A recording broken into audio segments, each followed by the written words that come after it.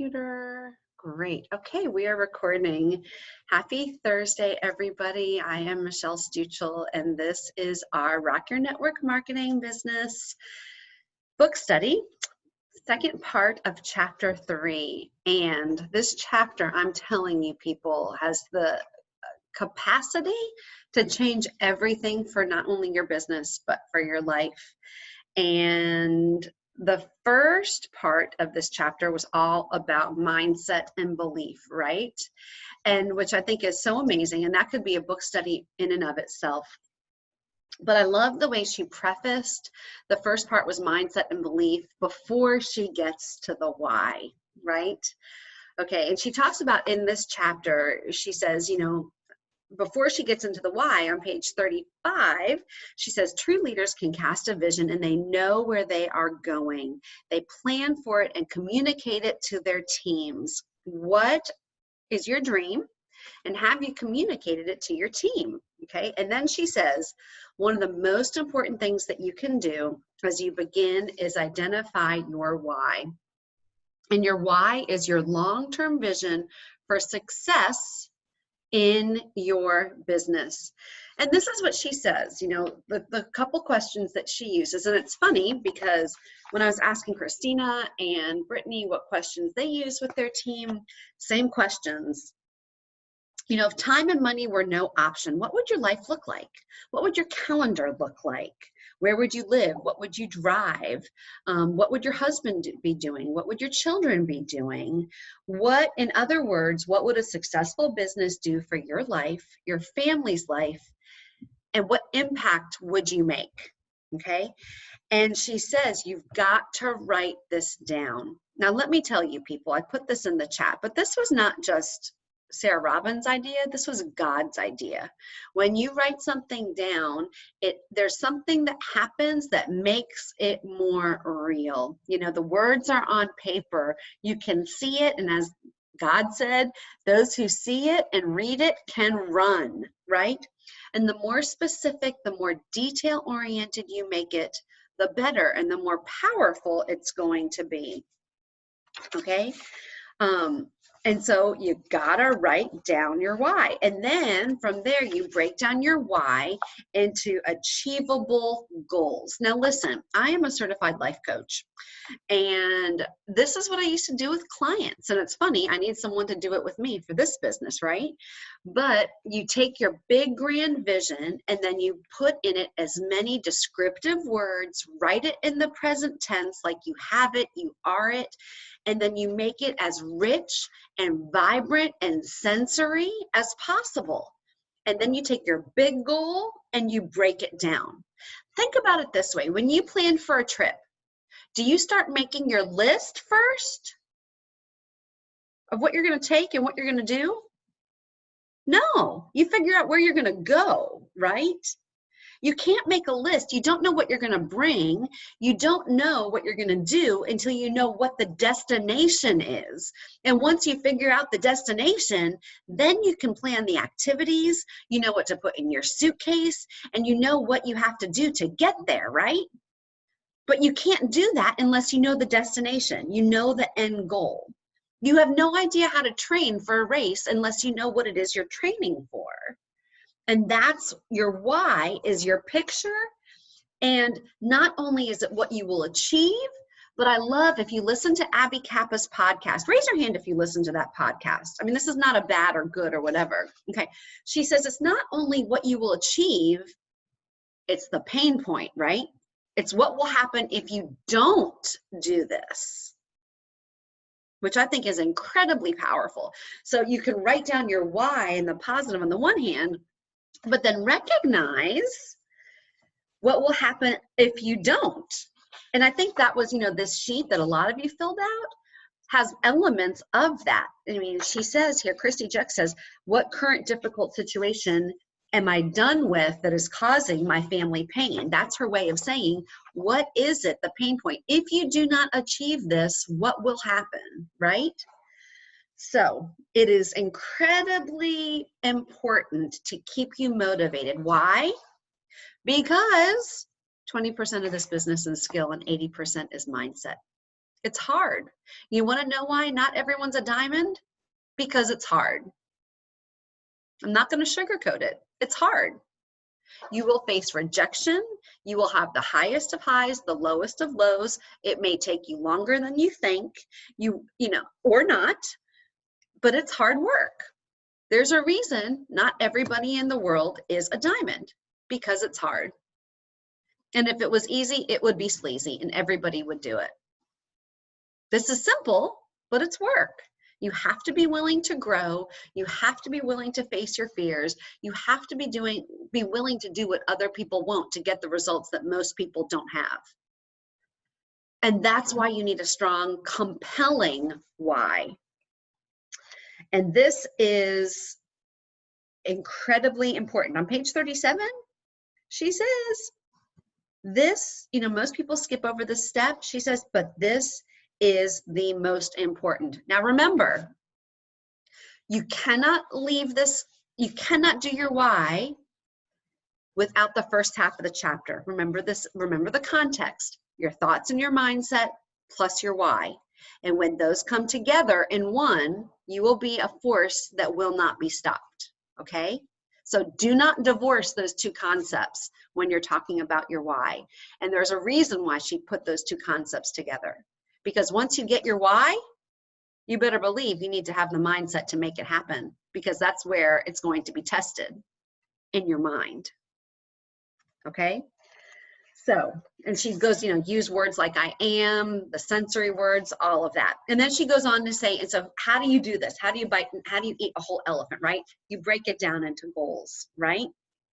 And you always have your next goal in mind. And Abby Kappa said this in her podcast as well. You have your big why, and then you have your little ones. What's your monthly goal, your weekly goal, your quarterly goal. You can break it down into success, achievable steps to get you where you want to go. Like, I can't just say my goal is a diamond right now.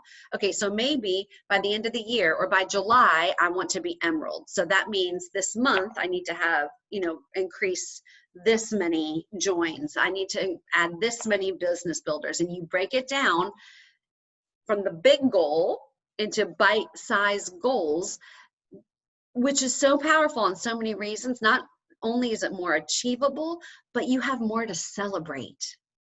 Right? And you cannot forget to celebrate those wins. It's so easy for us to look at maybe what we've missed, but celebrate what is going well. You did the activity. You showed up for a book study. You were coachable. You may not be where you want to be, but you're not where you used to be, right? Post pictures. Oh, is that you, Elena, or Elise? Elise, grab the emerald thing on top of my desk. You post pictures. Get a picture of Alexis. Post it on your board. Do whatever you have to do, but visual reminders in front of you. Thank you, sweetheart. Look what's on my desk, on top of my desk. Right? Pretty visual, huh? Guess where I got this? Visual reminders to keep it plastered in front of your face. Thank you, sweetheart. And then you share it with someone, right? You share it with your sponsor, you share it with your upline, you share it with people that your power partners, and please do not underestimate the power of a power partner. And I hope, within your team that you can be linking up, and within Freedom Team, you link up with power partners, right? I think we've hammered this in, why this is so important. I really want to hear from you. And I know that most of you wrote your why. I want to know, what did you learn in the process? What did you uncover in the process of writing down your why?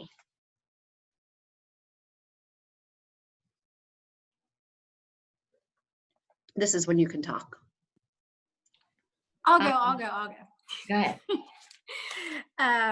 So my why at the end turned out way different than what I was thinking of. I've had a why since I started, because April and Christina have always asked me, what's your why? But I've never done this 7 levels deep. And so to like keep going, why gets really, really deep.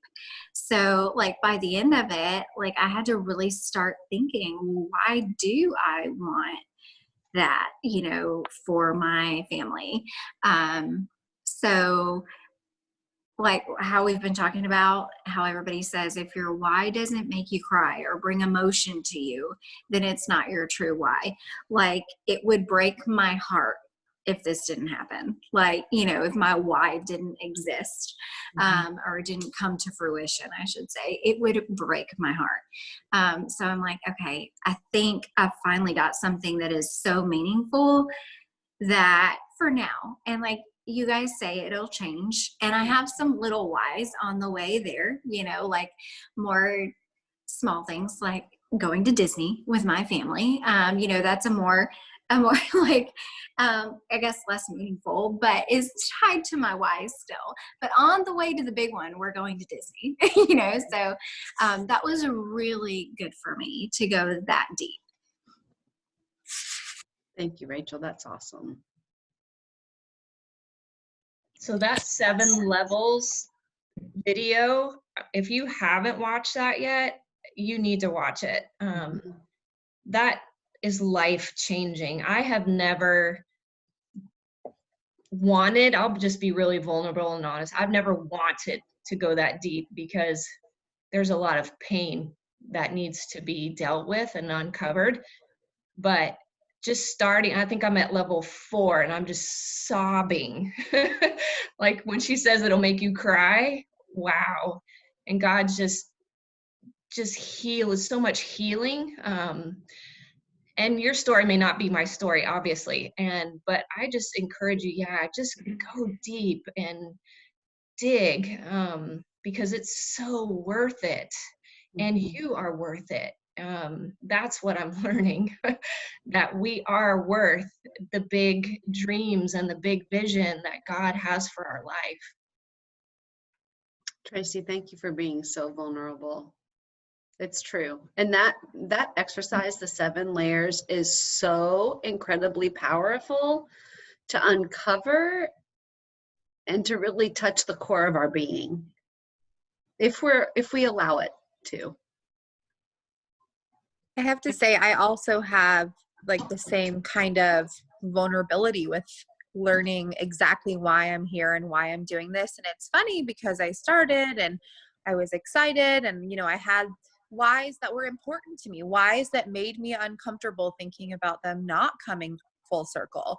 You know, I loved Abby's podcast on that. I think I listened to it in the very beginning of my business and thought, man, that's good. You know, you want to have that. But then once you go through this process and this team and the personal growth that's poured into you and the personal growth you have during the reading and the videos and the coffee talk, and then you start looking at who you are, why you're here, and where you want to go, and actually getting into that, like you said, like you get just a few layers in and it's like heart-wrenching because you're realizing that there's so much that in our crazy world we just kind of like pile on top of and pretend like it's not there.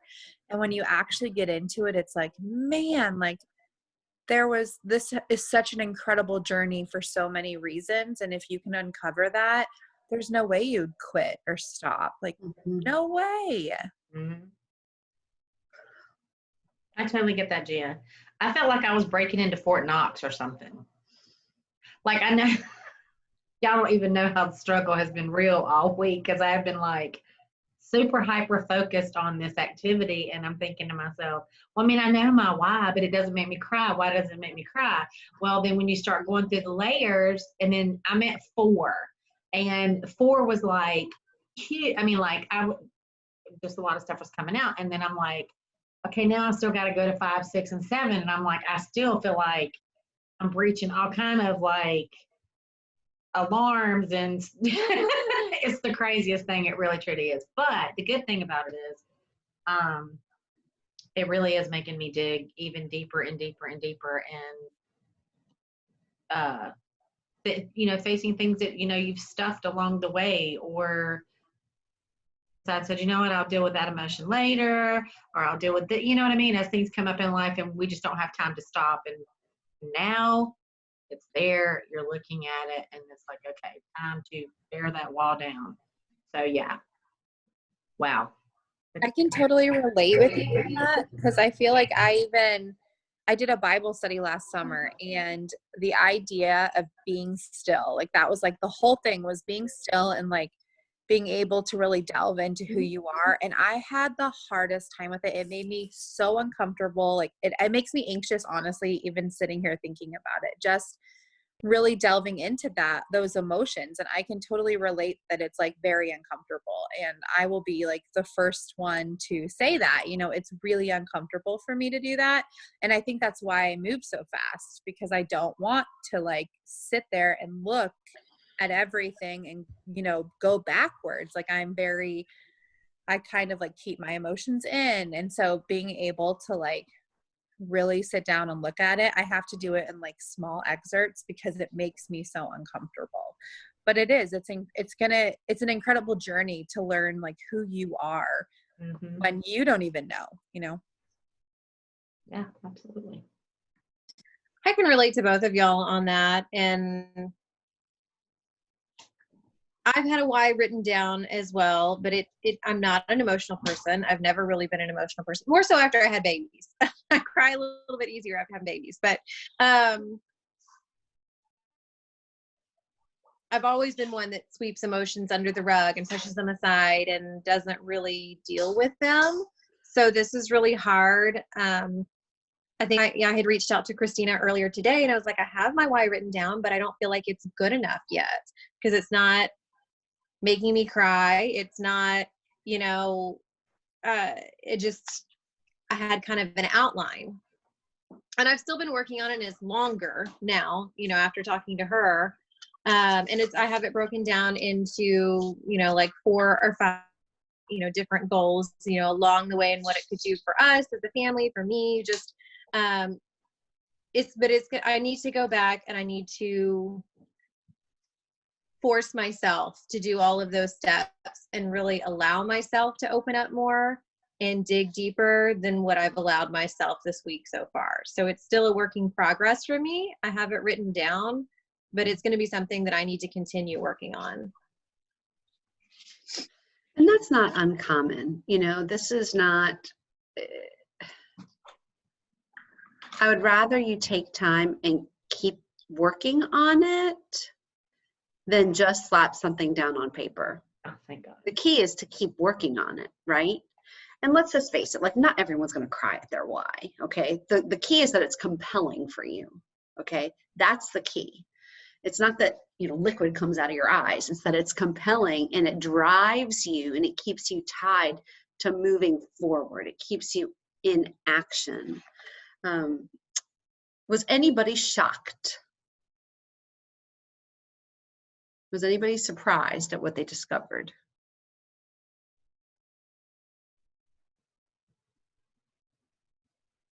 I think my thing was I was more shocked about what I was done with than the actual why.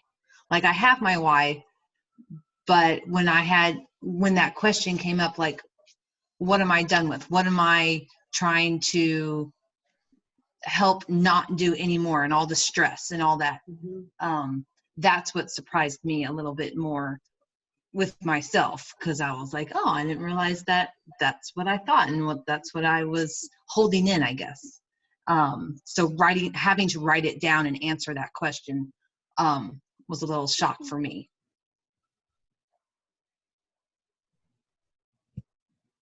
I love that. So I think for me, the thing that really shocked me is. It's hard to hear you, Steph. What's that? It's hard to hear you. Is it hard to hear her? Is it? What about Yeah. now? Hang on.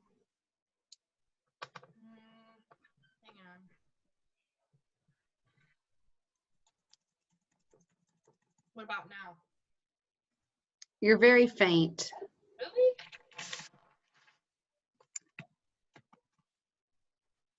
That's bizarre. Yeah. What about now? It's the same. Just try to get real close and speak up really loudly. Okay. So I guess the thing for me, can you guys hear me okay? Mm, Let me switch to my phone. Hang on. okay. Come back to me. Okay.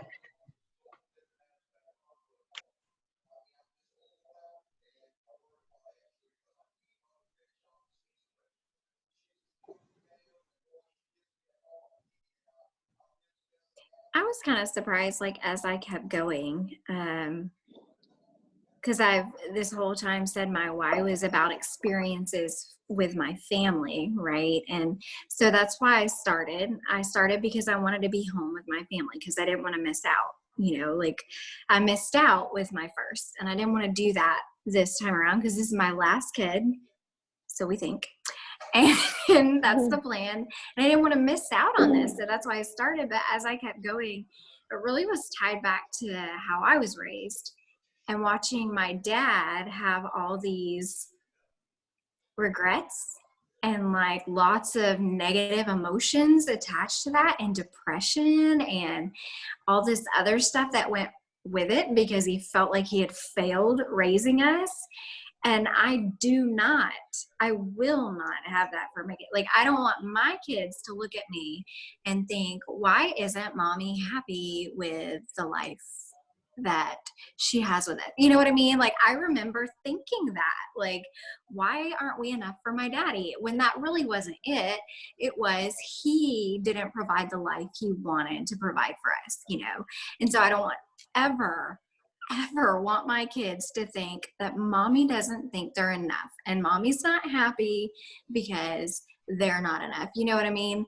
And I didn't really think my why was that deep. Like I really felt like it was pretty surface level. Like I wanted to go to Disney and wanted to go on vacations and because we like to do all those things together, but it's really not that. It's really about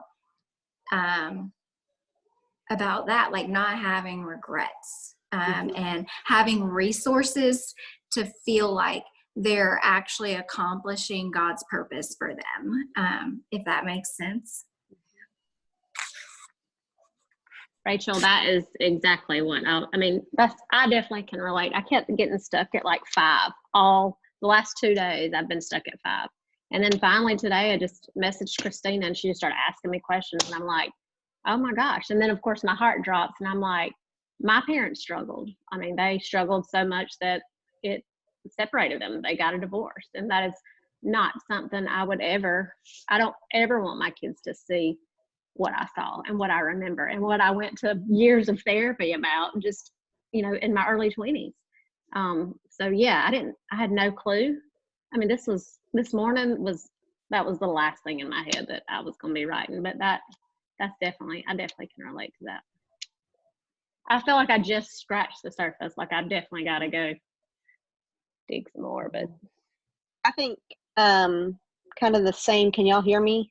Am I okay? Kind of the same. I feel like I'm a little older than most people in this group. Maybe, I don't know. My husband and I've been married for 19 years, and a lot of the marriage has been a struggle financially. And so we're both teachers. He was a pastor for years, way up until actually 2 years ago. And we spent a lot of our focus building a church and no retirement for him, nothing, and I found myself telling my boys, no, we can't do that. We don't have the money. No, we can't do that. We don't have the money, and I don't, my family, my dad is fairly wealthy, but he was very frugal with his money. So, we didn't get a lot of it, or we didn't see a lot of it. I didn't realize that we were as well off as we were just because, but so kind of the opposite. We didn't get to do stuff because he was hoarding that money, I guess. And I was resentful. But now I'm a different resentful because I feel like we don't have the money, and I don't want my boys to feel that way, when they're older, to think that, they didn't get to have these experiences because mom and dad couldn't afford it. And I didn't want them to resent the church, and I didn't want them to resent, any of that. So my why is I want to be able to say yes, when they want to do something, if that makes sense. I don't know. I kind of talked in circles. Sorry. No, that made perfect sense, Charity. Mm. And let me help you, because I think that as you uncover this, it really does evolve, and God takes you on a journey. You know, what I hear you saying is you don't want to have to keep saying no. You want them, you don't want them to be resentful of God or the church. So what if it is, it's not so much the focus on the no, but it's in the focus, like for me, like the core of my being, like everything in me, when I uncover all the layers, everything in me cries out, God wants more for you. Like God wants more. Like we settle for crap, like mud, like C.S. Lewis put it this way: we settle for playing in the mud when God wants to take us to a holiday at the beach. Like we are so, satisfied with crap existence when God wants to give us life abundant. So, maybe it's, as you're developing your why and you see the negative, whatever, Rachel, the frustration that your dad had, or Charity, your father was hoarding, or whatever it is, because a lot of this, as you dig deep, will go back to things that are in your heart from your childhood. And I'm not trying to get into psychobabble. I'm just trying to say this is what generally happens, right? But it's like the core of our being. God, what are you showing, and what is my life's message going to be to impact generations? Because it's going to be, I guarantee you, it may start off for you and your family, but what it's going to evolve into is the legacy and the message that you're going to use to impact others. Do you see what I'm saying? And my message is there is more, like eternity, and God has more for you. And when you strip off sickness, and when you strip off debt and the chains of financial limitations or whatever, you can fully move into what God has for you. Like me, I'm all about the more that God has. So it's not, I don't want anyone to get stuck in that place of this is what happened to me, or this is the scar. You take that and you flip it. This is what I'm about. Charity, you're about God's abundance, right? You're not about, God is not a God of lack. You want to show them that God is an abundant God. Do you see what I'm saying? Like, Rachel, what's the opposite of frustration? It's being able to provide. I don't know, off the top of my head, I don't know what the opposite of that is. But when you find those pain points, the flip side becomes your why and your message. And then other things will come out of that. Do you see what I'm saying? Does that make sense? Yes, makes sense. Thank you. Yeah, you're welcome. I mean, this is all the work in progress here. So, I don't want you, this is why I decided to be a coach and not a counselor. Honest to God, I didn't want to get stuck in the past. I have a master's in counseling. I didn't want to get stuck in the past. I wanted to learn from the past and move on and move forward. And that's the difference between coaching and counseling and coaching. You learn, you flip, and you move on. Does that make sense? I guess part of my why, and I know this is part of my why, and Charity, I am the oldest one on this call, so and I have been married the longest on this call, but my kids are grown. If you follow me, I have grandkids. The one thing, one of my big whys was teaching my grandchildren, I get a little emotional, to be grateful. And I want to do that through missions, and I want to be able to take, we love Samaritan's Purse. It's a big thing at our church every year, and I want to be able to take that catalog, and if you've never seen that catalog, it's awesome. And I want to be able to sit my 4 little kids down, and I want to say, you pick out what charity you want to fund, whether it be water for a village, whether we want to pool all of our money together for a school or a hospital. I want them to be able to see. And now, granted, we go to Disney World, and that will be one of my, because I have 2 little girls now, and they haven't been, so that will, when they get a little older, that'll be a trip.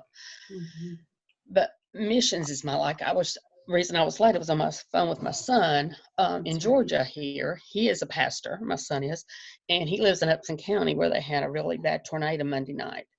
And so he was telling me about that they had gone out and assessed people's homes, and one of the families lost everything. And they have 2 special needs children. They're police officers, both the husband and the wife.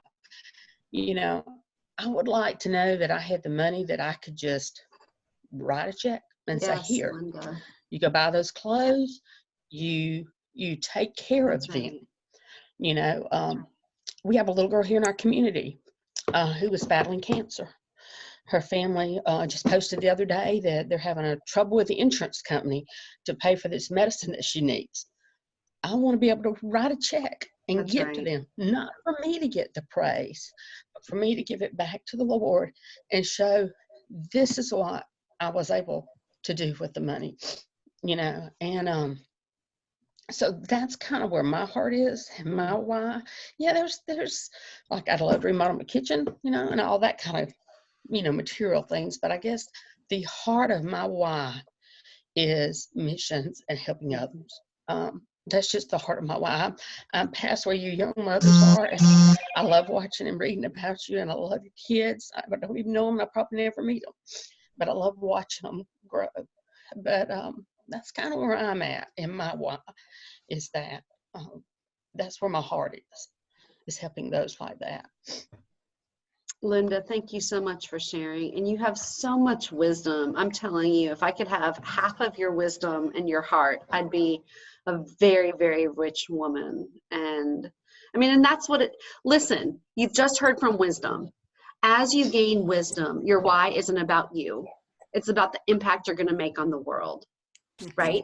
Like my husband and I, we have a heart to help, you know, the whole abortion cause, you know, and fostering and adoption and rescuing, you know, sex trafficking, you know, funding these ministries because it's about impact.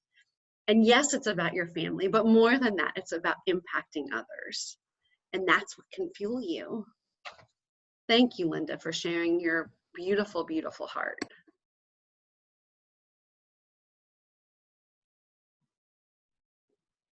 So Linda, I totally want to give you a hug. Like I could literally give you a hug right now. You're the sweetest. I wish you could. I love where your heart is. Seriously, that is just beyond beautiful. And you can just feel like how much love and passion you have, which is amazing. I love that. I think my why, a lot of my why stems back to my girls and wanting to show them that you can be a mom, you can be a businesswoman, and you don't have to give up one or the other. I mean, I grew up in a household where I love my dad, but he's very like first generation of the US Italian. He's 88 right now. He's very like, you will do what I tell you to do kind of an attitude. And so like my entire life, you know, I went to school, I went to college, I got my master's, I got an MBA, I became a mediator, and then I had these sweet little babies. And I didn't want to give up all my time with them, but I also have a very goal-driven mentality of wanting to achieve something and build something of my own. And this journey has really brought that out in me, that it's okay to have your own dreams and to still say, I'm going to be a mom and I'm going to be able to stay home with my children, but I'm also going to build something that I'm proud of. And I don't need anybody else to be proud of it, because I struggle a lot with worthiness from that. My dad raising me. I love him. Like I said, he's a good man. He's worked hard for his life, but I've always kind of lived under his expectations and not so much the goals that I have. And through this journey, I've been able to really bring that out. And I'm an Enneagram 3. My worthiness is very important to me. Like I've struggled with that, like feeling worthy.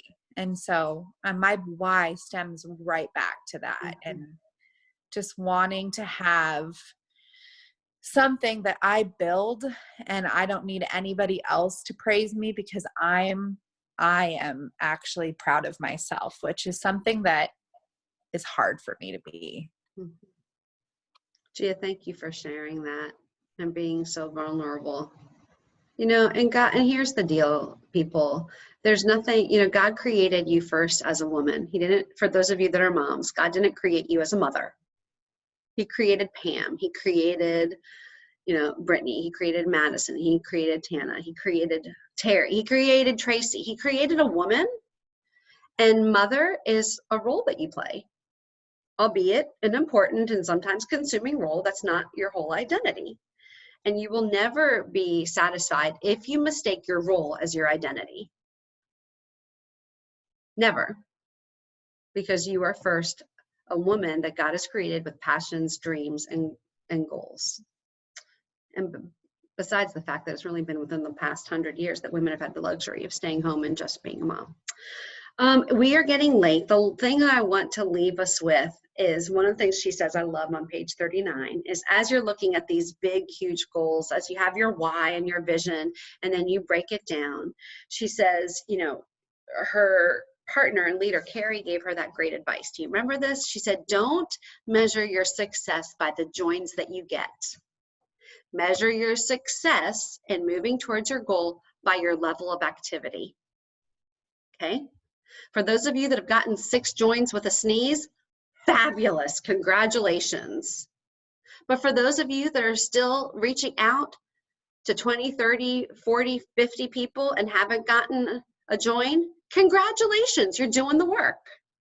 Get with your sponsor, make sure you're doing the right work, but measure your success in terms of your activity.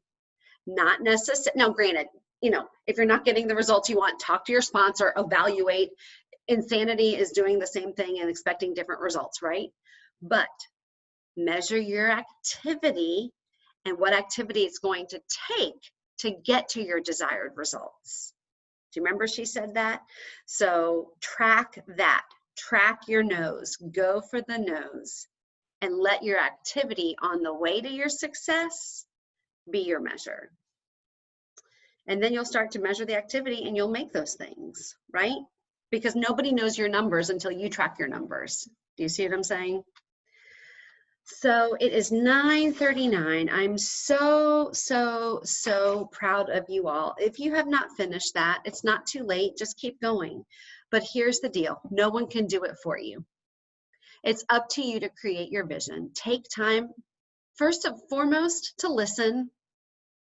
Take time just to be. You know what I've been doing recently? I've just been in the morning going outside on my porch and just drinking my coffee quietly, looking at the sunrise and allowing God to speak whatever he wants to speak.